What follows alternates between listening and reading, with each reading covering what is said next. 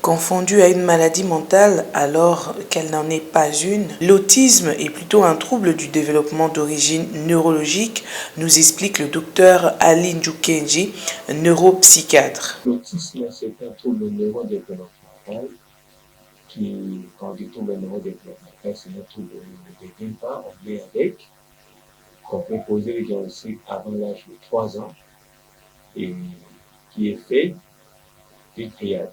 Vous avez premièrement les troubles de la communication, les troubles de la communication. Deuxième trouble, c'est le trouble des troubles liés aux stéréotypies. Ça peut être des stéréotypies gestuelles ou des stéréotypies comportementales. Les stéréotypes sont des répétitions. L'enfant a tendance à boucher par exemple ses oreilles, il a tendance à faire ça. Et les parents disent que l'enfant ne supporte pas les bruits, mais le fait même en dehors des bruits. Il y a souvent des répétitions des gestes ou des répétitions de comportements qu'on appelle des stéréotypes. Les comportements, c'est genre l'enfant sur le plan alimentaire. Il ne mange pas tout. Il choisit des éléments qu'il mange. L'enfant, dans les comportements, quand il marche, il suit toujours une même ligne. Quand il a des jouets préférentiels. Soit il range des choses, voilà des stéréotypes comportementales ou gestuels.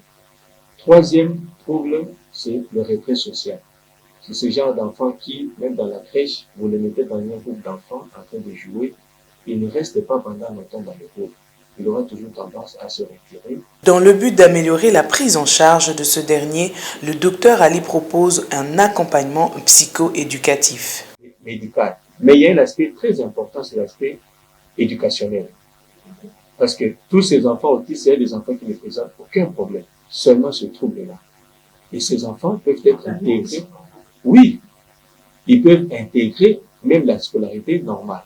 Surtout que quand ils n'ont pas un retard mental. Parce que l'élément péjoratif dans l'autisme, c'est lorsqu'on a un retard mental. Lorsqu'il n'y a pas de retard mental, l'enfant va se développer sans problème.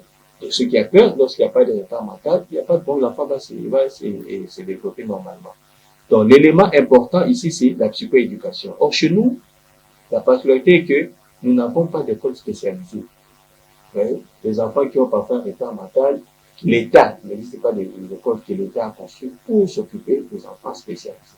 Et les quelques écoles qui existent où on peut voir la psychoéducation sont tenues par des personnes non expertes ou soit des personnes qui ont expérimenté, qui ont des enfants qui ont des problèmes, mais les enseignants qui sont là, ils ne sont pas parfois habilités à ça. Ce sont les gens qui ont appris sur l'État.